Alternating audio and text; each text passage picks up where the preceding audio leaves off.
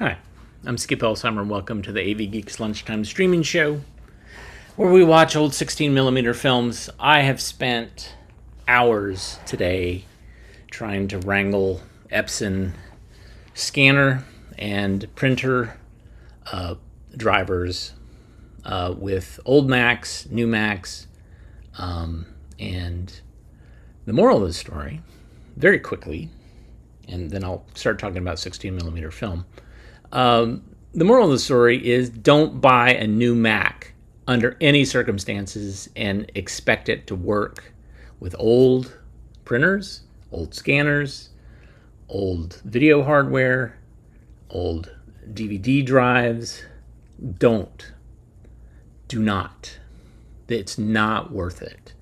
Buy an Intel Mac, even if it's old, because it does not work. And that is what I've discovered, and it's very frustrating. And we're looking at thousands of dollars of equipment that is just not working, and I have to bring back old legacy Macs, which I thankfully have, and they just don't work. The new version of scanner software doesn't work right, or the new printer is not behaving correctly, or this video digitizing thing doesn't work anymore, and I'm not going to spend $1,000 on the new thing. So anyways, that's my griping. And again, this is like a continuing thing with loss of control. I still don't know how to turn off these crowns with this leaderboard nonsense. I don't think there's a way that I can do it. So if you want to do it, click on the crown in your comments, and then you can, I think you can not participate in the leaderboard, and that's how it goes away for you, not for me, because I am beholden to YouTube. All right, but anyways, appreciate you all being there, letting me gripe just a little bit. I want to introduce you to the triangles. Hello, triangles.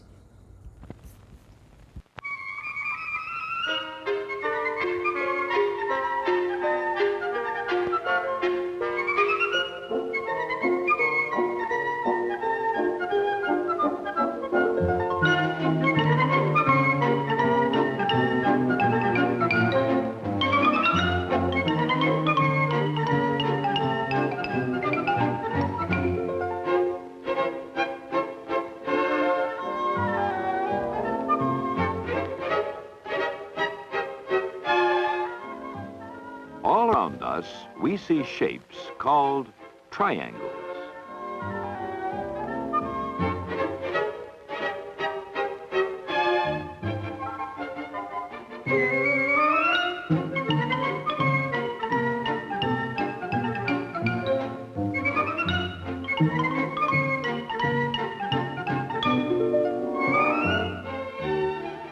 What is a triangle?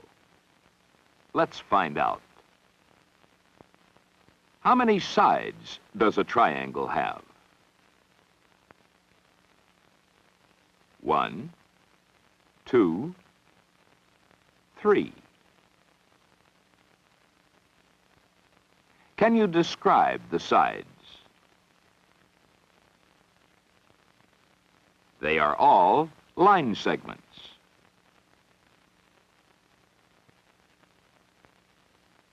How many corners does a triangle have? 1, 2, 3. A triangle is a shape made when 3 line segments meet at 3 corners. Look at these shapes. Are they triangles? Yes, they are triangles. Each has 3 straight sides that meet at 3 corners.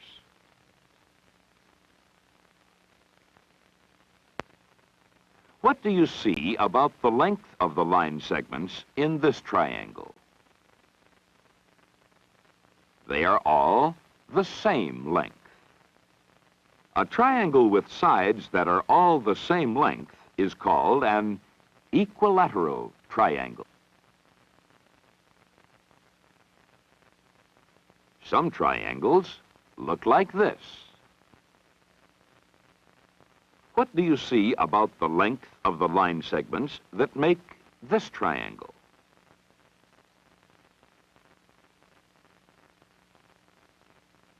Only two are the same length. A triangle with only two sides the same length is called an isosceles triangle.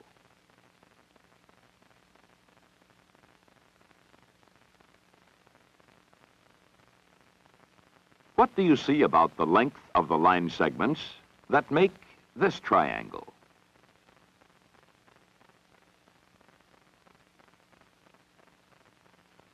They are all different lengths. A triangle with each of its sides a different length is called a scalene triangle.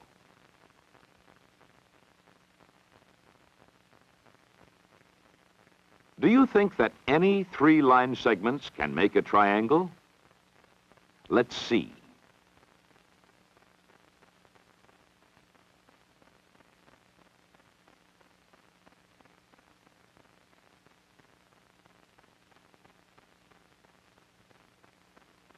Is this a triangle?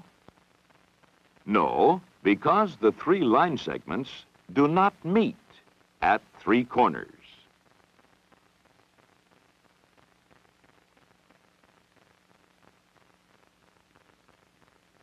Do you think these line segments will make a triangle?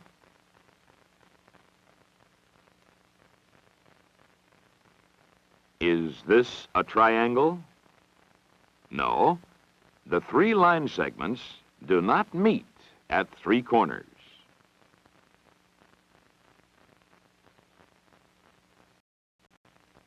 Let's see if these line segments will make a triangle. Do they? Yes. The three line segments meet at three corners.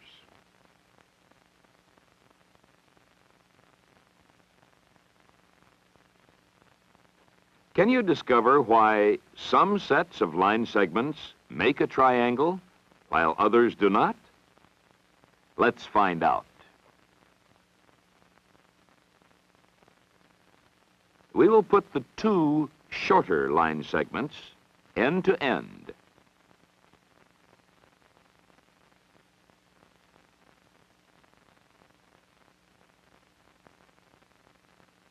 Compare the length of the two shorter line segments in each set with the length of the longest line segment.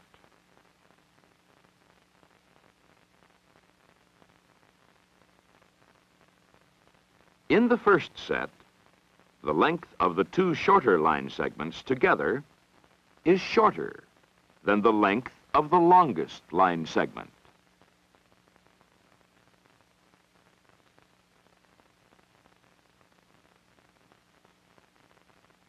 Do they make a triangle? No.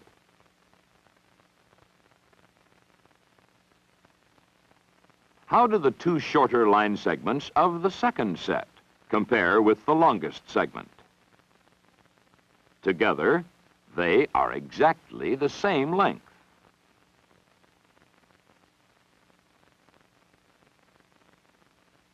Do they make a triangle? No.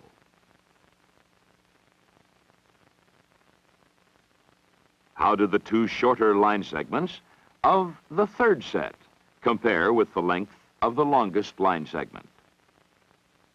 Together, they are longer than the longest line segment.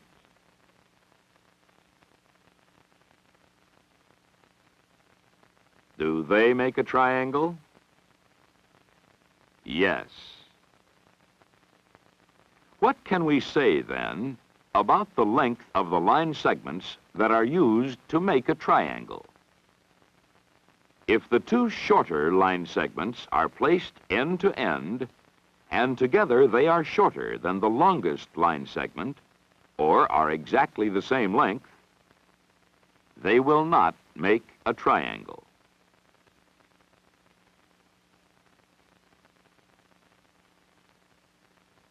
But if the two shorter line segments together are longer than the longest line segment, they will make a triangle.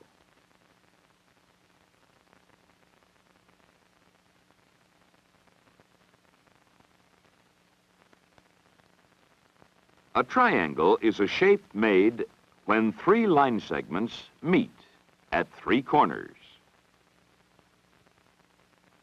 Triangles are often named according to the length of their sides.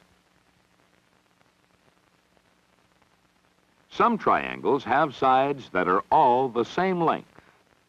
They are called equilateral triangles. Some triangles have two sides the same length. They are called isosceles triangles. Other triangles have sides that are all different lengths. They are called scalene triangles.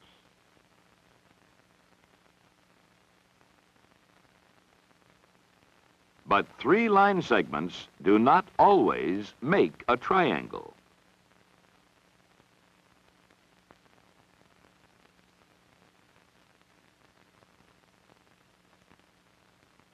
Three line segments will make a triangle only when the two shorter line segments, placed end to end, are longer than the longest line segment. How would you bend this pipe cleaner to be sure it will make a triangle?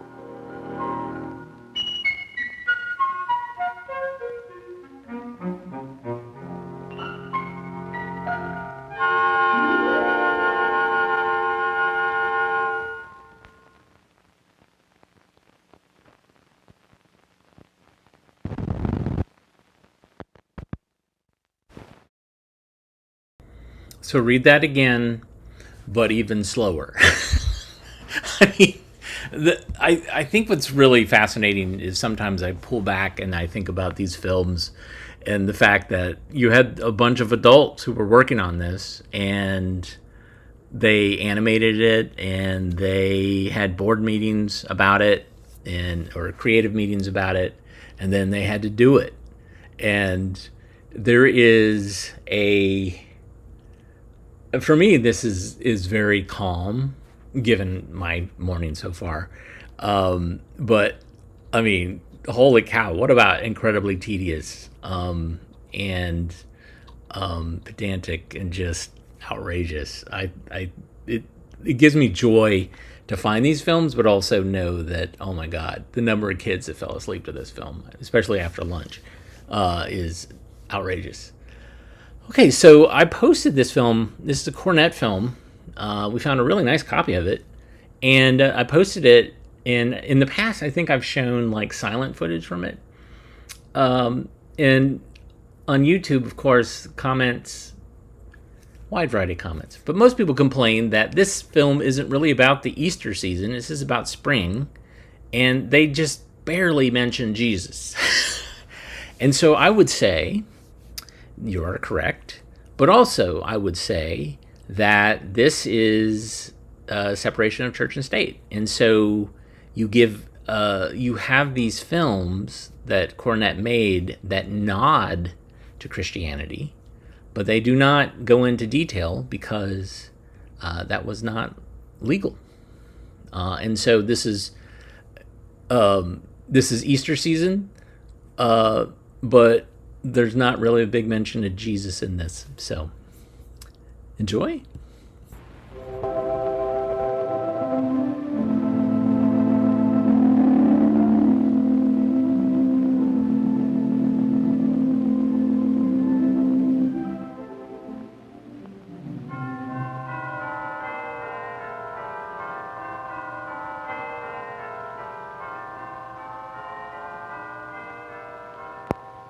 Easter is a time of celebration, a time of happiness. There's happiness in the hearts of the people as they come to church. There's happiness in the flowers they wear, flowers that have just started blooming again. And there's happiness in the special music we hear at the Easter season.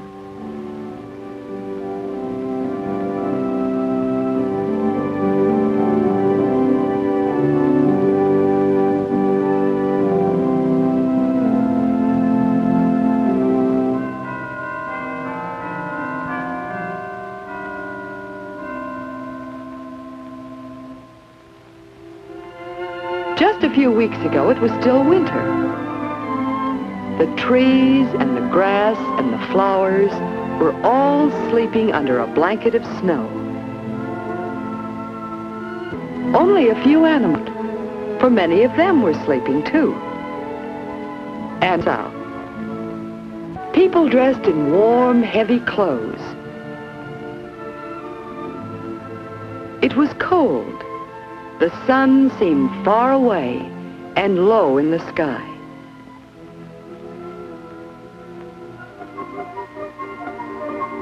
Then one day it began to grow warmer. The snow began to melt away. Little brooks began to play and sing.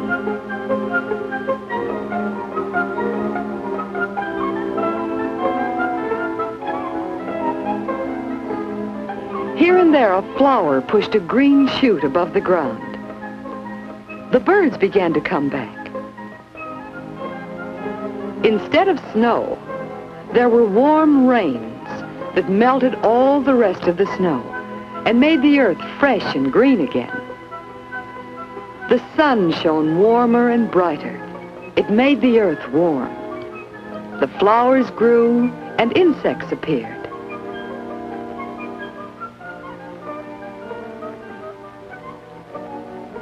The animals that slept all winter began to come out again. The air was sweet to smell. Springtime is a time of new growth, of bright colors.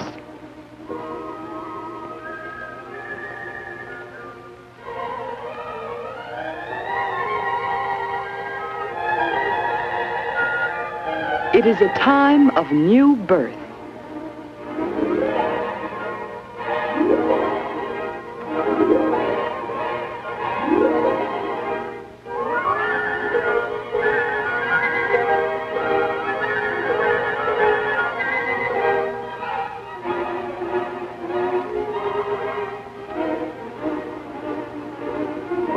Every year, the world has this waking up time in the spring. Waking up after the long, cold winter. Yes, springtime is the Easter season, a time of happiness, a time of celebration.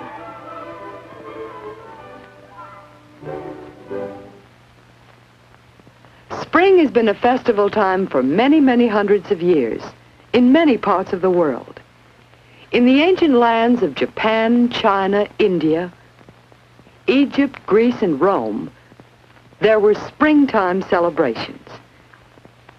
In China, it was the custom to boil eggs, color them, and break them in the spring to help the sun break out of its winter shell.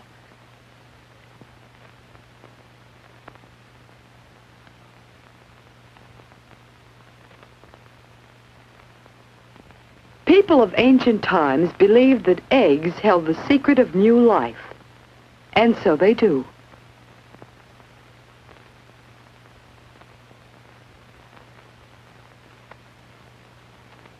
Rabbits or hares also meant new life, for their babies were born in the spring. And the people made up stories about the springtime rabbit who lived in the moon. Later, Easter customs and beliefs spread across Central Europe and Germany and into England.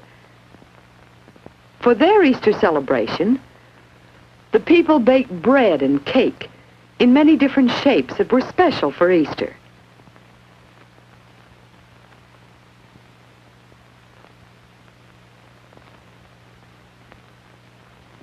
Now people in our own country fancy cakes and cookies, and candies too. Just before Easter, a bake shop window is a wonderful thing to see.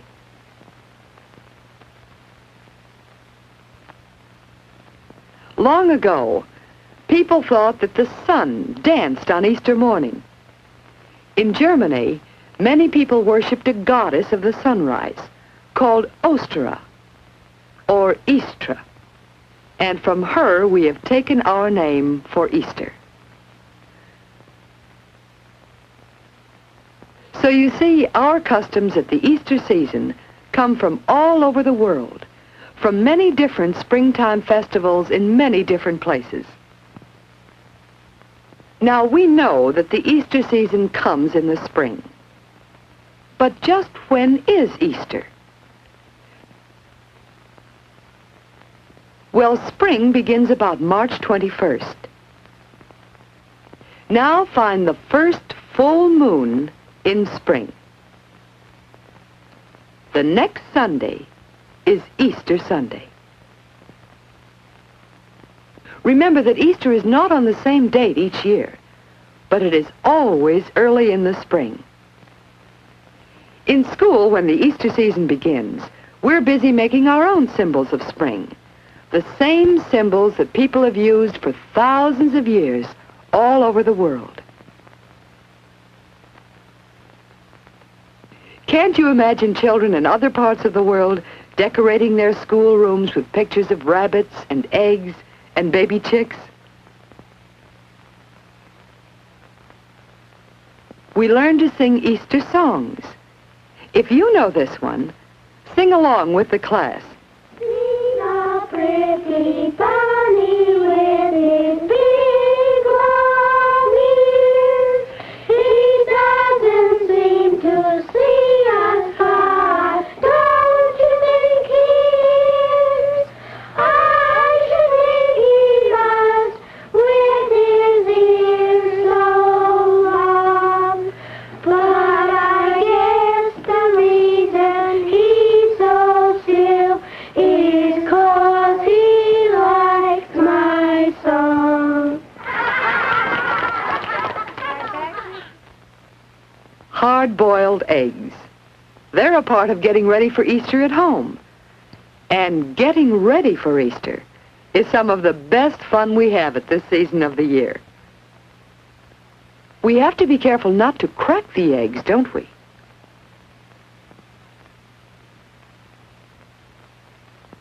Then we color them with Easter egg dyes, just as other children are doing in places far, far away.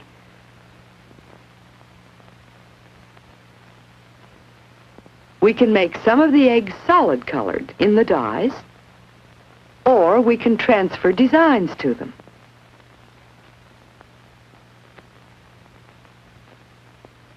Maybe Mother will prepare a ham for Easter with cloves and pineapple and cherries. And maybe she'll bake some hot cross buns. It's fun to put the crosses on. Yes, the Easter season is a happy, busy time in homes all around the world. On Easter Sunday, we go to church. We wear flowers. We dress in clean clothes and in spring colors. We can hear the joyous say, Happy Easter.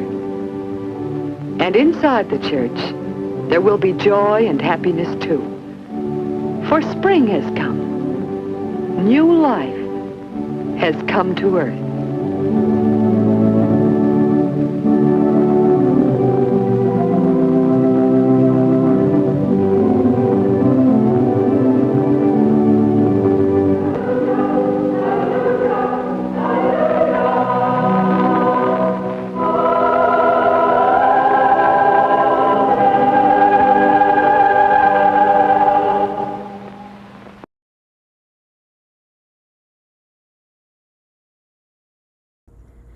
So it's a subtle thing, but I noticed the copyright was for David A. Smart. And David A. Smart was the guy, one of the founders of Cornet, and was the big publishing guy who, I think he did Esquire. He did kind of what became GQ.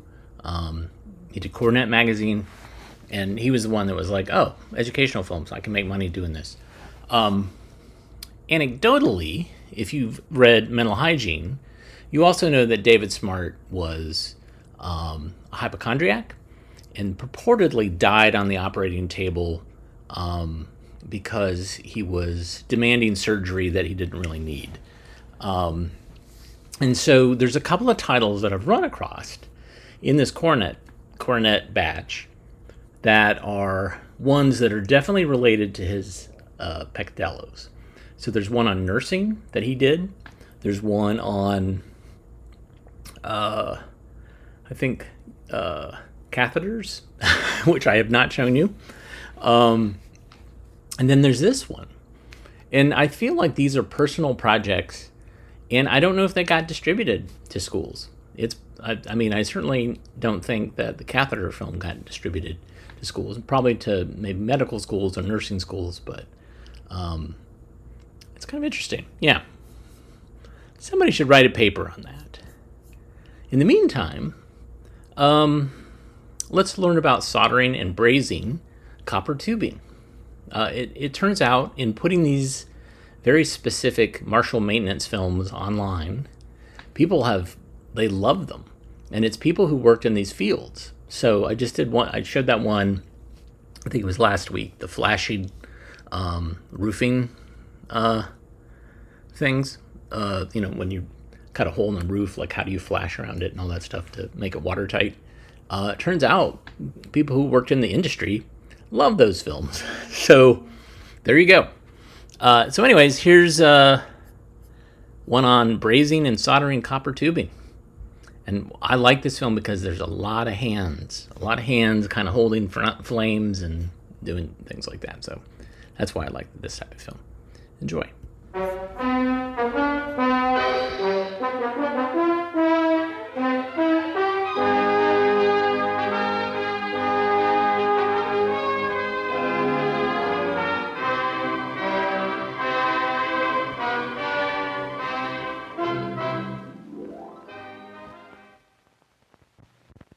Copper tubing may be joined by a number of methods, depending on the purpose for which the tubing is to be used. With capillary fittings, by far the most common system, joints may be made by soldering or brazing. Soldered joints are used where the line temperature does not exceed 250 degrees Fahrenheit.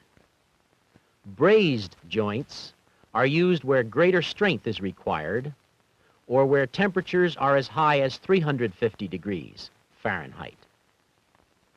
Although soldering and brazing operations are basically simple, the difference between poor and good techniques may be the difference between a poor and a good joint. The tube should be cut to the exact length with a square cut. Tube cutters are generally used and are available in sizes up to 8 inches. An alternate method is to cut with a hacksaw, making sure the cut is square.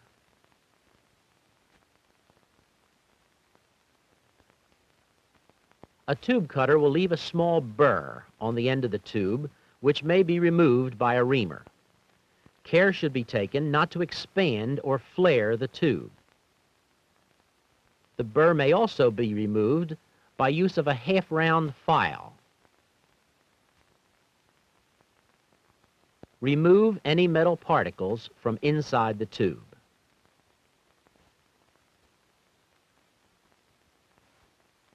The end of the tube should be cleaned for a distance only slightly more than it is to enter the socket of the fitting.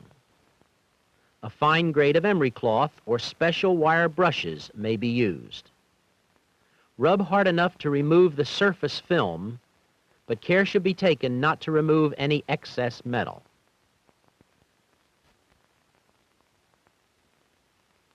The socket of the fitting should also be cleaned, and the same precautions should be observed. Even if the socket looks clean, clean it anyway.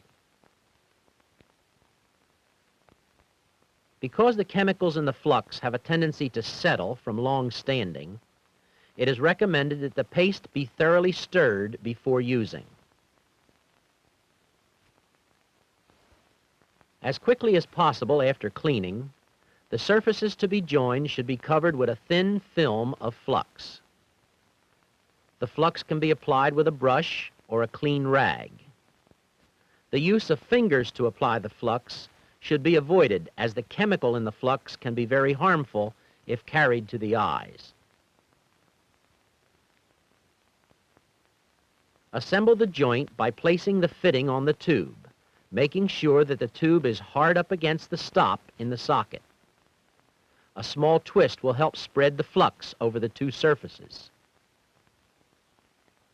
Remove the excess flux with a rag. The joint is now ready for soldering.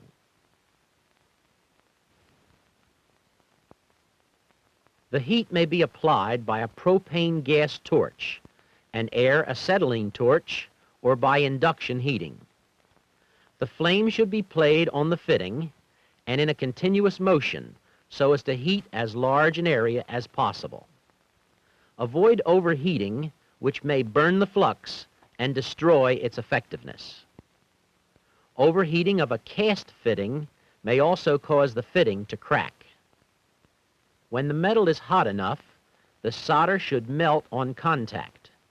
If it does not melt, remove the solder and add more heat.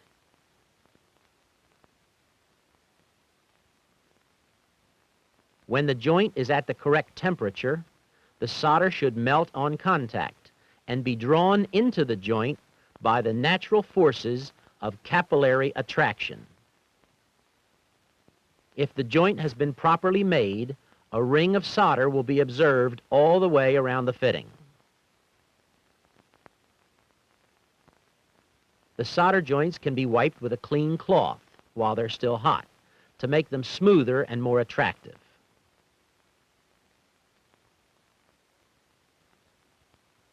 Molten solder will be drawn into the joint by capillary attraction regardless of whether the solder is being fed upward,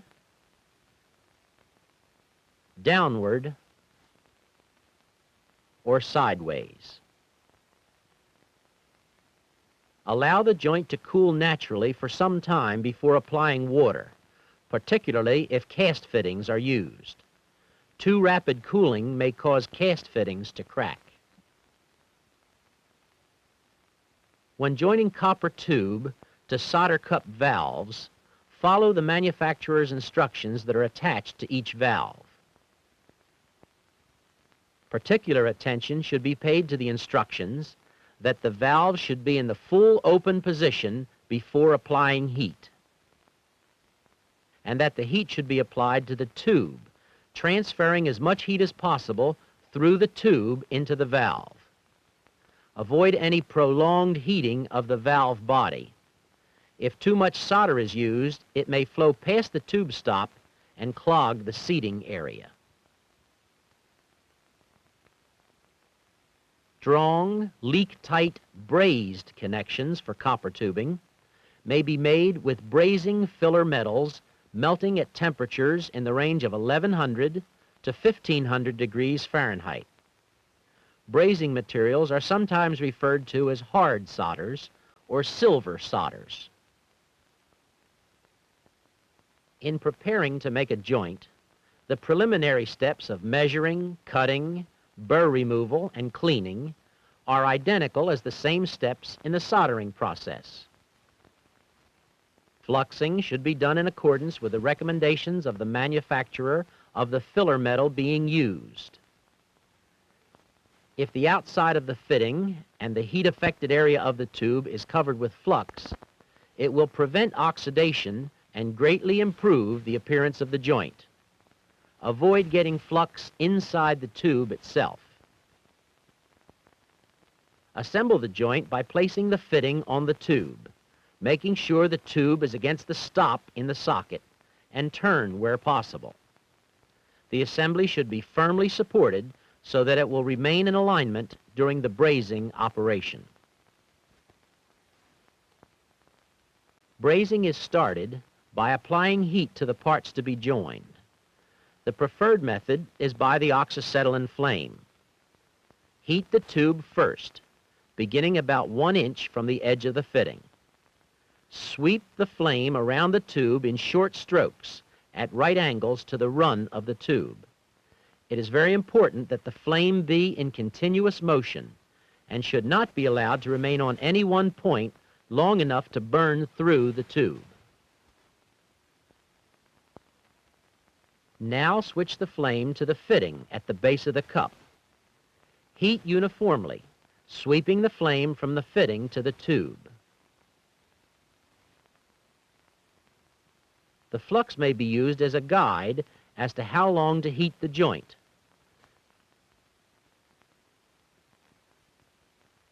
Continue heating until the flux becomes transparent, like clear water. Apply the brazing wire at the point where the tube enters the socket of the fitting. Keep both the fitting and the tube heated by moving the flame back and forth from one to the other as the filler metal is drawn into the joint. When the proper temperature is reached, the filler metal will flow readily into the space between the tube and the socket of the fitting. After the joint is filled, a continuous fillet of filler metal will be visible completely around the joint. When making horizontal joints, it is preferable to first apply filler metal at the bottom,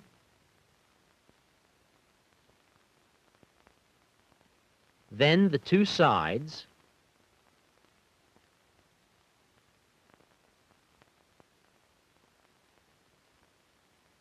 and finally the top, making sure the operations overlap. On vertical joints, it is immaterial where the start is made. If the opening of the socket is pointed down, care should be taken to avoid overheating the tube, as this may cause the alloy to run down the tube. If this condition is encountered, take the heat away and allow the alloy to set. Then reheat the cup of the fitting to draw up the alloy. After the brazing alloy has set, clean off the remaining flux with a wet swab or brush. Wrought copper fittings may be chilled quickly. However, it is advisable to allow cast fittings to cool naturally to some extent before applying a swab. All flux should be removed before inspection and pressure testing. If the filler metal fails to flow or has a tendency to ball up, it indicates oxidation on the metal surfaces or insufficient heat on the parts to be joined. If the filler metal refuses to enter the joint and tends to flow over the outside of either member of the joint, it indicates this member is overheated or the other is underheated. For larger size tubing, it may be difficult to bring the whole joint up to the desired heat at one time. When heating a larger tube, a double tip torch may be found desirable to maintain the proper temperature over the entire area. A mild preheating of the whole fitting is recommended. The heating can then proceed following the same procedure used on smaller tubing. If the parts to be joined are properly cleaned, properly fluxed, properly heated, and the correct filler metal is used, the finished joint should be a good one. It is worth some study and practice to be able to make good joints. These can be produced using copper tubing and fittings, the proper filler metal, and good technique.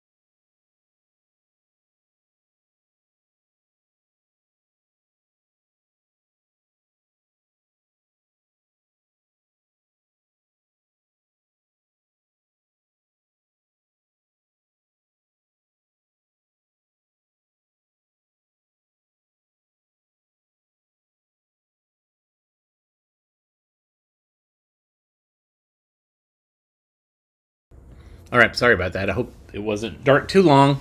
I had a client show up, and so, anyways, what do we got? All right. I should say this before I forget. I will be, even though it won't be broadcast tonight, or it won't be broadcast until the end of the month, I'm going to be competing with the Found Footage Festival in their Toilement tournament. What that means is I'm going to be finding clips of people who potentially could spend a lot of time in the toilet. And this is a Joe Pickett thing. And so I found a couple of candidates. So I'm going to be on the show, and then they're going to have a medical doctor who is going to guess and rank which candidates, either people from my films or people from Found Footage Festival's videos, spend the most time on the toilet. That is what we do at AV Geeks.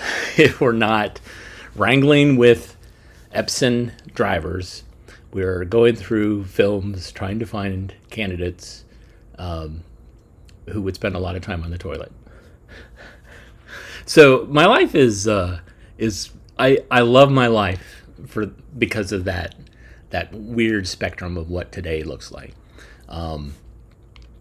So, anyways, that was a digression, but I did want to mention that, and I will mention it when it does eventually air. But that's what I'm doing while I'm showing you these films. And so this film I've showed like 5 years ago, but we did a new scan of it. It's a Sutherland film, which is animated, which also means that it is Super Pro free enterprise. And I think this is basically saying that the basic liberties and freedoms of individuals are good for business, or vice versa. And so I'm not going to say anything else more about it regarding contemporary things, but this is definitely where the whole idea of American free enterprise was being touted post World War II. Enjoy.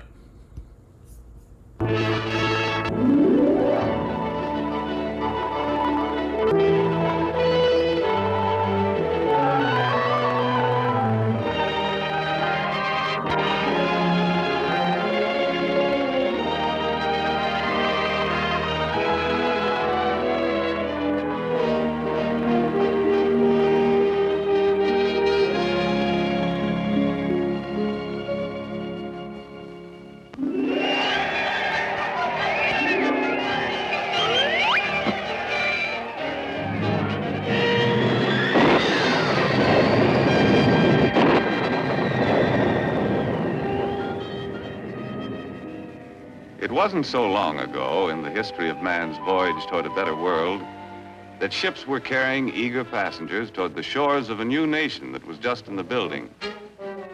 Our forefathers were constructing the foundation of this nation by interlocking inseparably the blocks of our political and economic freedoms.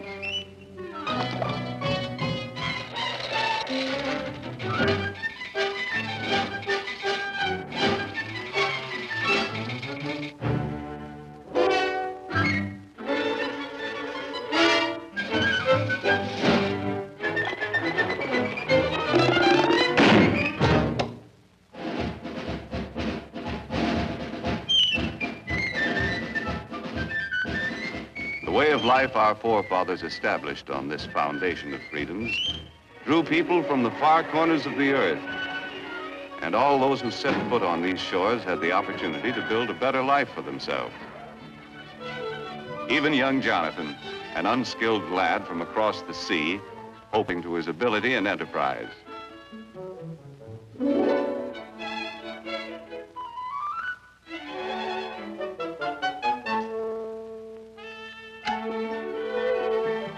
As the years passed, Jonathan's earnings increased.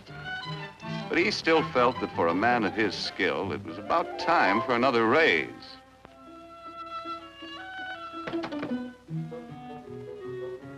Mr. Blessgravy, Am I not the best crown rounder and brim trimmer in ye business? Mm-hmm. Then verily, methinks I am worth more moolah. That you are, Jonathan. I'm sorry, lad. No raise, Mr. Blessed Gravy? I quit. Sales and profits down. Phooey, I could run ye business better myself. Hey, why not? My own business. All you need's a little capital, a little push, and an idea.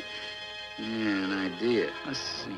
So I said to him, I wouldn't wear that hat to a dog fight. Why, there isn't a decent hat in the entire village. And such prices. Imagine paying that much for a poke bonnet. Why, it was an awful thing. Why not? Women's hats. My own business.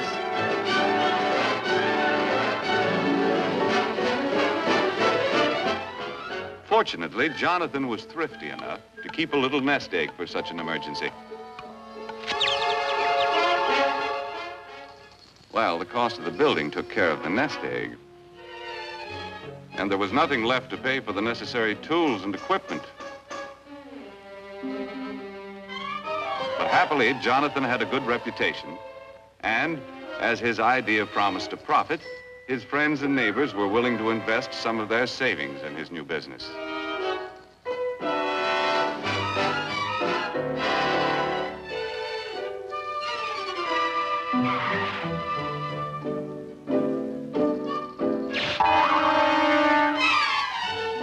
In the nick of time, an enterprising chap showed up with the raw materials to make hats. And before long, Jonathan was open for business. First, he had to advertise. Shop at Bonton, it's the spot. 12 new hat styles, that's a lot. Ladies, get that new hat thrill. 30 days to pay your bill.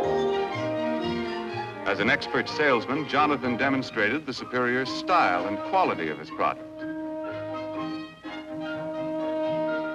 He set a price for his creations that the consumer was willing to pay, and sales dollars poured in from satisfied customers. Jonathan had big dreams of the wonderful rewards of being in business for himself. But before he could buy what he wanted, his employees' wages had to be paid.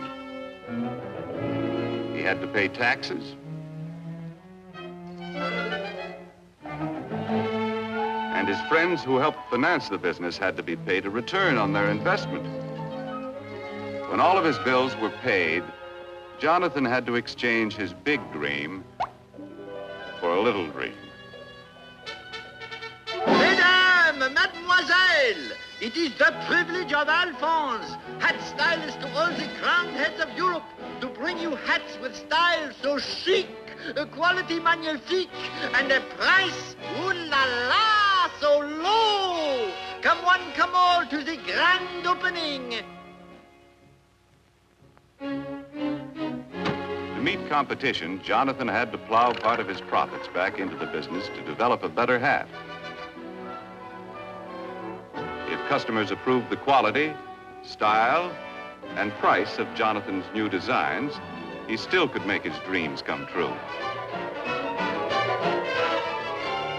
With the passing years, this strong foundation of freedoms protected the dignity of the individual and his family, gave everyone the right to worship as he pleased, and promised anyone with ability and enterprise the opportunity to participate in the building of the American way of life as we know it today.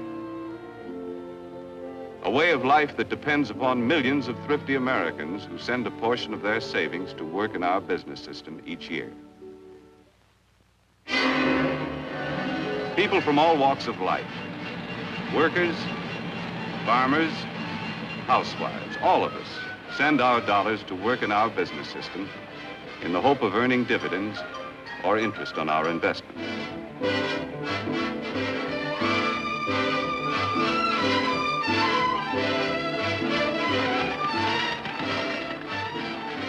Anyone who has an insurance policy, a bank deposit, or a share of stock is helping to finance our business system.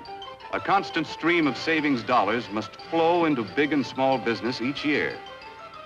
These dollars help to buy the land, the buildings, the tools and equipment, and create new job opportunities for our expanding population. The goods we produce are distributed to main streets all over the country. While the Main Street of today doesn't look much like the Main Street of Jonathan's time, the principles of our business system remain the same, for businessmen still compete with one another for the consumer's supply of spendable dollars. And Mrs. Consumer is still mighty critical of everything she buys. Uh-oh, competition.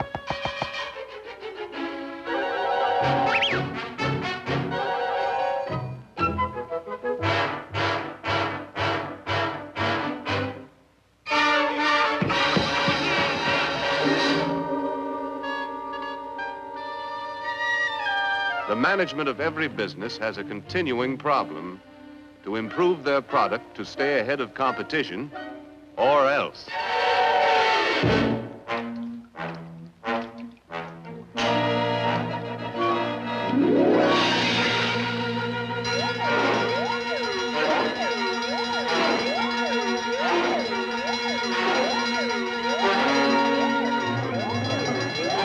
Okay, men, this is it. Quick Chill's got the ball. We've got to get it back. Give them that new product play. More style, better quality, new features, and at the right price. Hit the line, men. Let's go. Micrometer, wrench, file, caliper, slide rule. In addition to creating a better product, management develops new tools and more efficient methods to help workers turn out more boxes to sell at a price Mrs. Consumer will pay.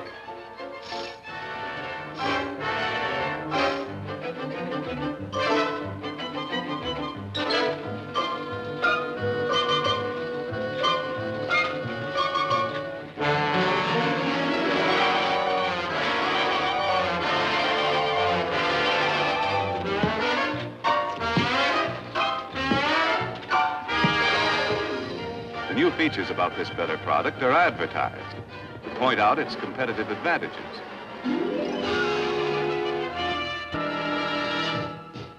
The Auto Magic Permafreeze, with plenty of room for groceries galore.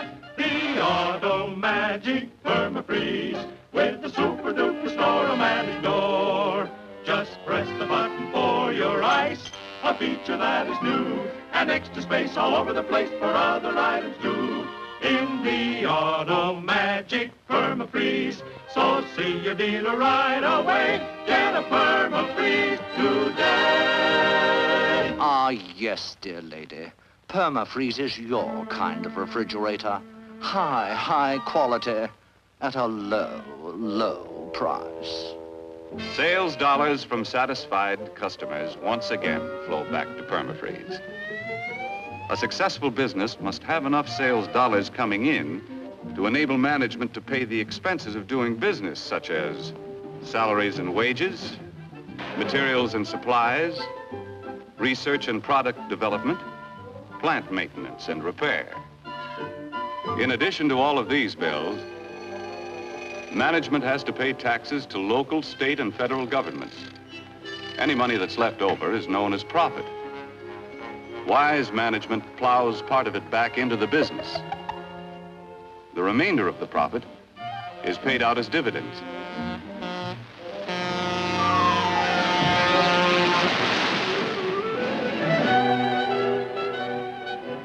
These dividends are sent back to investors as a reward for risking their savings in the American business system. Although occasionally some of us pick a lemon and have to take a loss. The constant investment of our savings through good times and bad has enabled our competitive business system to continue to increase the production of more and better goods to meet the demands of our rising population for a better standard of living. For example, it was only a little more than half a century ago that the average worker had only inefficient tools to help him turn out a product. Low production meant low wages. In 1900, many men had to work 10 hours a day, 6 days a week. to earn enough money to provide their families with the bare essentials. Hand labor was the rule in the home as well as the factory. In many families, the youngsters had to work to add their earnings to the family budget and forego the opportunity to get an education. And with most families in those days, the standard of living left much to be desired. A half-century later, we had invested enough in our business system to provide the average worker with efficient and expensive buildings and machinery to enable him to produce enough in a 40-hour week to earn twice as much as the 1900 worker earned in a 60-hour week. This shorter work week gives us all more leisure time to enjoy a standard of living beyond the wildest dreams of anyone who lived a half-century ago. The more we earn, the more our families have to spend for the things they need and want. Young people today have leisure time for fun and enjoy educational opportunities denied their fathers and grandfathers.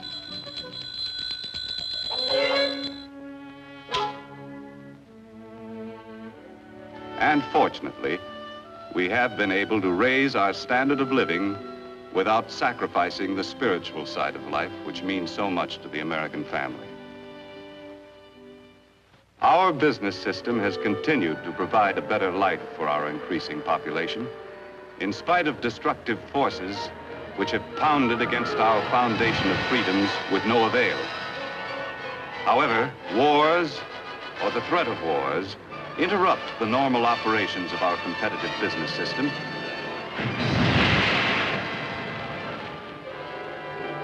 and may result in government controls which crack essential blocks in our foundation of freedoms. In World War II, wages were controlled. Many workers were frozen to their jobs. Farm prices were controlled, and profits of business were limited. Raw materials were allocated between essential and non-essential business. On Main Street, USA, many of us found less to buy because a good portion of our productive capacity went to the war effort. Prices were fixed, and the available supply of goods was rationed. In war emergencies, we allow government to restrict certain of our freedoms. But we Americans have learned to remove government controls as quickly as possible and to repair the blocks in the foundation of our freedoms to allow our business system to resume its normal operations. While we invest part of our savings to help finance the world's most efficient business system, at the same time we pay taxes to government to finance many kinds of services, which also contribute to our way of life. For example, our taxes must provide the necessary funds to improve and expand our school system. Our taxes must be sufficient to pay for city streets, health, fire, and police protection, and of course, aid to the needy.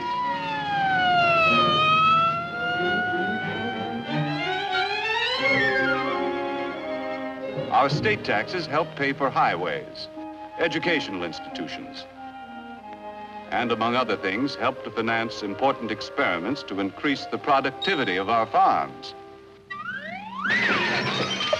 Our federal taxes pay for irrigation and reclamation projects, for national parks,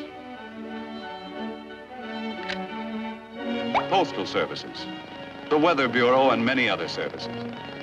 Our taxes have to pay for the enormous cost of past wars and provide the funds for a defense program which will ensure the safety of our country. In addition, all of us should be willing to pay whatever taxes are necessary to enable efficient government to improve or expand any essential service. But with our present tax load, we should avoid pressuring government for any new services that aren't absolutely necessary. Because we all know the more our government provides, the more taxes it's forced to collect.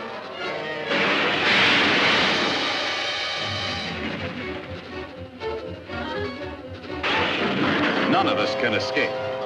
Big business small businesses.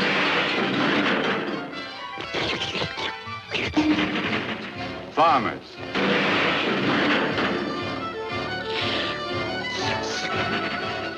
Workers.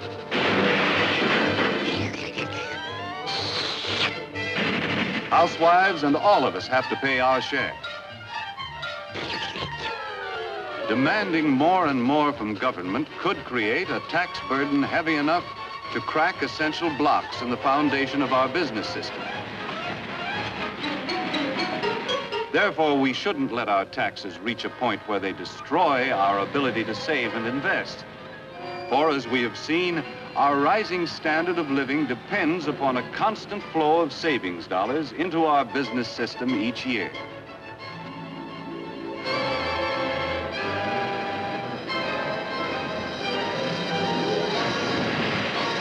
In the future of our country, waves of destructive forces will continue to batter against our foundation.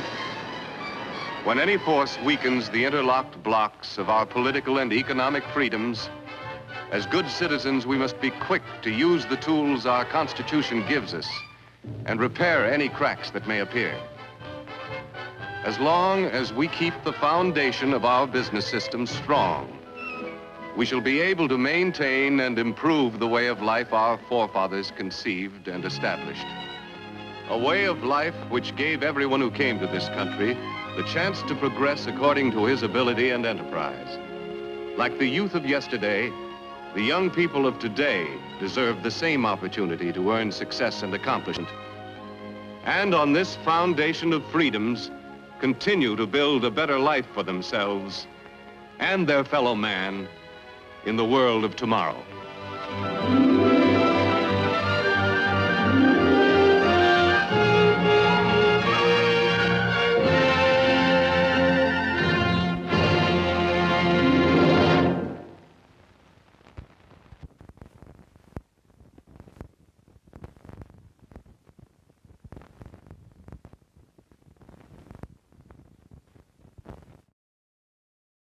So that's where it all came from. The whole thing about taxes, about government regulation, about free enterprise and how it's part of the American way. And I have many films from different sources that talk about this, about rolling back the regulations that were put in place during the Depression and during the war. And that's what this is. It's factual. So anyways, that's how we got here. Thanks for joining us today. I figured out today, while we were doing this show, that the situation with my scanner, my slide scanner, is that I have to go and nudge the mouse so that the scanning doesn't stall. So every time it scans a slide, which it does very quickly, it just sits there. And then it doesn't do anything until I move the mouse, and then it starts scanning the next slide. That is my life right now. That, and trying to figure out which is a candidate for sitting on the toilet the longest from the films that I have. So thank you for joining us. This life that I have. I appreciate you being part of it. And yeah, we'll be back again tomorrow, Thursday. Who knows what tomorrow will bring. But we'll see you soon. I appreciate your feedback. I appreciate your thumbs up, your subscriptions. Also, you can donate via the Super Thanks button or ko-fi.com/avgeeks or patreon.com/avgeeks. Hit the thumbs up, etc. We love you guys, and we will see you tomorrow. Take care.